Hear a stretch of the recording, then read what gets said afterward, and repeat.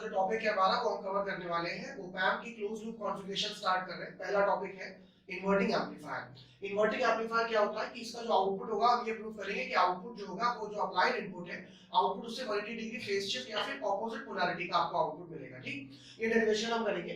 साथ साथ आप यहाँ देखिए यहाँ पर नेगेटिव फीडबैक का इस्तेमाल किया जाता है क्लोज लूप कॉन्फ़िगरेशंस में। देखिए नेगेटिव फीडबैक कैसे, आउटपुट से रेजिस्टेंस लिया गया और ओपैम्प के नेगेटिव टर्मिनल जिसे कि इन्वर्टिंग टर्मिनल कहा जाता है यहाँ पर उसको लगा दिया गया है। ये ओपैम्प का इन्वर्टिंग टर्मिनल है। यदि इस पे इनपुट लगाया तो आउटपुट पे 20 डिग्री का फेज शिफ्ट या ऑपोजिट पोलैरिटी मिलेगी। और यदि ये इसका पॉजिटिव टर्मिनल है जिसे कहते हैं नॉन इन्वर्टिंग टर्मिनल, इस पे आप यदि इनपुट लगाएंगे तो आप देखेंगे हमारे अगले टॉपिक में जो कि है नॉन इन्वर्टिंग एम्पलीफायर, तो आउटपुट की पोलैरिटी पे कोई भी चेंज नहीं आएगा। ठीक, और ओपैम्प जो है is a very high gain differential amplifier. Differential amplifier का मतलब ये होता है फ्रेंड्स कि ये डिफरेंस ऑफ इनपुट वोल्टेजेस को एम्पलीफाई करता है। Fine, difference of input voltage से मेरा मतलब V1 V2। अभी हम डेरिवेशन में देखेंगे तो ये चीज हमें क्लियर होती जाएगी। अच्छा, ये बात आती है कि नेगेटिव फीडबैक क्यों? तो नेगेटिव फीडबैक के कई फायदे हैं। नेगेटिव फीडबैक गेन को कंट्रोल करता है, डिस्टॉर्शन को कम करता है, बैंडविड्थ को इंक्रीज करता है और इसकी फिडिलिटी बढ़ जाती है। फिडिलिटी मतलब कि ओपैम्प मच लीनियर आउटपुट देता है यदि आप उसमें नेगेटिव फीडबैक का इस्तेमाल करें। ठीक, चलिए तो ये फायदे हो गए इसके। अब हम सॉल्व करते हैं। बेसिकली ये पूरा का पूरा केसीएल पे टिका हुआ है। सारे कॉन्फ़िगरेशन देखिए हम पढ़ेंगे inverting, non inverting, inverting summing amplifier, non inverting summing amplifier, subtractor, integrator और डिफरेंशिएटर। ठीक, ये आपके यूनिवर्सिटी एग्जामिनेशंस में भी आते हैं इनके ऊपर न्यूमेरिकल्स और डेरिवेशंस, और आपके कॉम्पिटिटिव एग्जाम में भी इनके ऊपर न्यूमेरिकल्स आते हैं। फाइन, चलिए तो हम पढ़ने जा रहे हैं क्या बोलते हैं इन्वर्टिंग एम्पलीफायर। देखिए मैं अज्यूम करता हूं कि यहां से एक करंट जो चला उसका नाम रख दिया मैंने फॉर एग्जांपल I1। ठीक, दूसरी बात जो करंट ओपैम्प के अंदर चला गया उसका नाम रख दिया मैंने I2, और जो करंट ऊपर से चला गया चूंकि यहां रेजिस्टेंस F लगा तो सिंपलिसिटी के लिए मैं इसका नाम रख देता हूं IF। ठीक, दूसरी इंपॉर्टेंट बात जानना ये जरूरी है कि कुछ असम्पशंस है मेरे पास, और ये वीडियो इसलिए इंपॉर्टेंट है क्योंकि ये असम्पशंस यदि हम यहां समझ गए तो नेक्स्ट वीडियोस में हमें प्रॉब्लम नहीं होगी। असम्पशंस ये है कि ओपैम्प के अंदर जाने वाला सारा करंट जो होगा वो मैं क्या अज्यूम करूंगा, that is always zero. Fine, यानी कि current entering inside op-amp is always zero. अच्छा फ्रेंड्स, यहां पर एक बात और बता दें आपको कि आइडियल ओपैम्प की यदि बात करें तो एक आइडियल ओपैम्प में जो उसका डिफरेंशियल गेन होता है, डिफरेंशियल गेन जो होता है जिसे हम डिनोट करते हैं एडी से, डिफरेंशियल गेन को हम डिनोट करते हैं एडी से, वो हमेशा क्या होता है, इनफाइनाइट। डिफरेंशियल गेन क्या होता है, इनफाइनाइट। और डिफरेंशियल गेन को डिफाइन कैसे करते हैं, डिफरेंशियल गेन होता है output voltage upon differential input. और यहां पे क्या बताया, ये क्या होना चाहिए आपका, इनफाइनाइट। अच्छा, ये वीआईडी क्या है, डिफरेंशियल इनपुट क्या है, तो डिफरेंशियल इनपुट ये है फ्रेंड्स हमेशा V1 V2। ठीक, तो ये तीनों बातें यहां पर हो गई कि डिफरेंशियल इनपुट V1 V2 है। ओपैम्प का आइडियली ओपैम्प का जो गेन है वो इनफाइनाइट होता है, और डिफरेंशियल गेन है क्या, P0 by VID equal to AD equal to infinite. Friends ये टर्म अगर आपको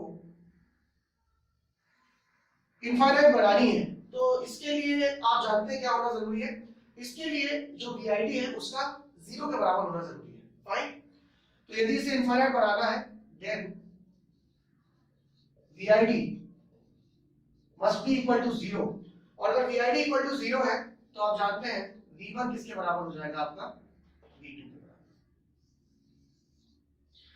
यहां से यहां तक की लिखी हुई बातें एक अपने आप में टॉपिक है ओपैम्प का जिसे कहा जाता है वर्चुअल ग्राउंड, यानी कि there exist a virtual short circuit between the two terminals of opamp. ठीक, यानी कि जो वोल्टेज यहां होगा वही वोल्टेज यहां होगा हमेशा, यानी कि इनका डिफरेंस हमेशा क्या होना चाहिए, 0। इस बात का ध्यान रखें, ये बात हमें इन्वर्टिंग एम्पलीफायर में भी ध्यान रखनी है, नॉन इन्वर्टिंग में भी ध्यान रखनी है, और आगे जितने कॉन्फ़िगरेशंस आएंगे सबके अंदर इस बात का हमें ध्यान रखना है। ठीक, यानी कि V1 is equal to V2। अब बात करते हैं जो हम बात कर रहे थे कि हमने करंट्स को क्या अज्यूम कर रखा है, हमने अज्यूम कर रखा है ये करंट है I1, जो ओपैम्प के अंदर चला गया वो I2, और जो ऊपर चला गया हमने लिखा IF। और एक बात का ध्यान रखना बहुत जरूरी है कि दो असम्पशन थे, पहला the current entering inside op-amp is 0, यानी कि ओपैम्प के अंदर जाने वाला करंट 0 है, और दूसरा कि there exist a virtual ground, virtual short circuit between two terminals of opamp, यानी कि जो वोल्टेज यहां होगा V1 पर वही वोल्टेज कहां होगा, V2 पर। फाइन, चलिए आगे बढ़ते हैं। अब कुछ नहीं बचा, बहुत सिंपल है। तो मैंने इस नोड का नाम अगर 2 रखा हुआ तो मैं उस पे केसीएल लगा रहा हूं, यदि ऐड अप्लाई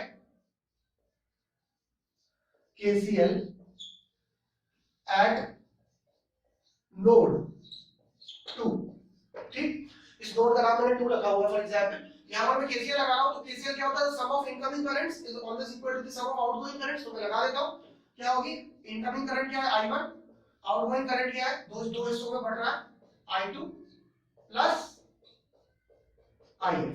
फाइन, चलिए, तो केसीएल होती क्या है आपको पता है कि जिस वोल्टेज से आप चले, कहां से चले थे आप, Vin से आप चले, कहां पर गिरे जाके आप, V2 पर, रास्ते में कौन मिला आपको, रेजिस्टेंस R1। फ्रेंड्स ठीक, इक्वल टू, अभी अभी हमने अज्यूम किया था current entering inside op amp is 0, तो ओप एम्प के अंदर जाने वाला करंट जो है वो क्या हो जाएगा, हमारे लिए 0 हो जाएगा, I2 की वैल्यू को हमने क्या कर दिया, 0। ठीक, प्लस कहां से चले, V2 minus V0 upon RF, V2 minus V0 upon RF। Clear. अब क्या होगा, वर्चुअल ग्राउंड के कॉन्सेप्ट के हिसाब से यदि आप देखें तो आपको दिख रहा है यहाँ पर कि V1 जो है उसमें क्या पोटेंशियल है, V1 में पोटेंशियल जो है वो 0 है। तो यहाँ पर आप लिख सकते हैं since V1 is equal to 0, so according to virtual ground V2 is also equal to 0। ठीक, उसको यहाँ सब्स्टिट्यूट कर दीजिए, क्या वैल्यू आए, Vin by R1 equal to, ये 0 हो गया, माइनस V0 बाय R। ठीक फ्रेंड्स, क्रॉस मल्टीप्लाई कर दीजिए, गेन हमेशा क्या होता है, V0 bye Vin, output by input gain होता है, क्रॉस मल्टीप्लाई कर दिया, क्रॉस मल्टीप्लाई किया, यानी कि मान लीजिए इसके गेन का नाम हम A रख देते हैं, तो A क्या होगा, A is equals to V0 bye Vin is equals to minus RF by R1।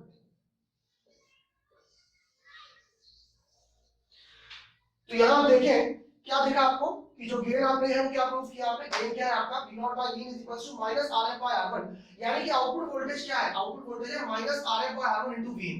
यहां पर आप देखिए कि आउटपुट इनपुट वोल्टेज आपने Vin अप्लाई किया, लेकिन आउटपुट जो आपको मिला वो नेगेटिव मिला, उसकी पोलैरिटी जो है वो बदली हुई मिली। ठीक, अब इसके कैसे आ सकता है, या तो ये डेरिवेशन एग्जाम में आ जाएगा, या फिर मान लीजिए ऐसा कोई सर्किट बन के आ गया, आपको वैल्यूज दे दी और आपसे कहा गया कि क्या बोलते हैं, कैलकुलेट करके बताइए गेन या वो। अच्छा, एक और मोस्ट इंपॉर्टेंट चीज जो आ जाती है कभी-कभी एग्जाम में, जो मैं आपको ऐसे ही बता देता हूं, कभी-कभी वो ये कहेंगे कि डिजाइन करिए आप एक इन्वर्टिंग एम्पलीफायर, और जिसका गेन दे देंगे कि design an inverting amplifier whose gain is -5।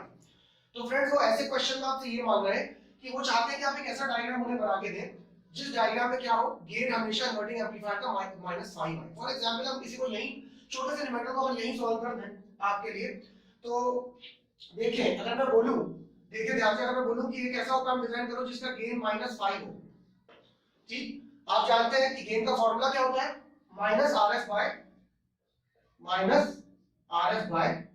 R1 equal to क्या आया फ्रेंड्स, -5, यानी कि ये माइनस माइनस आप काट दें तो RF by R1 equal to क्या है, 5 के बराबर है। अब आपको दोनों वैल्यूज हम लोगों ने, आप अज्यूम कर लीजिए, फॉर एग्जांपल आपने अज्यूम किया कि R1 की वैल्यू आपने ली 5 किलो ओम, तो आप यहां लिख देंगे 5 किलो ओम, और उसी अनुपात में RF की वैल्यू कितनी हो जाएगी यहाँ पर, 25 किलो। यानी कि इस तरीके का डिजाइनिंग का न्यूमेरिकल भी एग्जाम में आ सकता है, जो आपको क्या करना है, केवल अपने फॉर्मूले को याद रखना है और उसमें आप सब्स्टिट्यूट कर दीजिए, एक वैल्यू अज्यूम कर लीजिए, दूसरी वैल्यू आप इजीली कैलकुलेट कर लेंगे। फ्रेंड्स यदि ये बात आपको समझ में आ गई तो नेक्स्ट वीडियो में आप जो देखेंगे कि यहाँ पर केवल क्या होने वाला है, इनपुट इस बार नॉन इन्वर्टिंग पे अप्लाई होगा और इन्वर्टिंग टर्मिनल क्या हो जाएगा, ग्राउंड हो जाएगा। So this was your inverting amplifier friends. पसंद है, होपफुली ये वीडियो आपको पसंद आया हो। यदि आपको पसंद आया तो प्लीज चैनल को लाइक करें और सब्सक्राइब करके बेल आइकन को प्रेस करें ताकि आपको आगे की नोटिफिकेशंस भी मिलते रहें। Thank you so much, stay with us.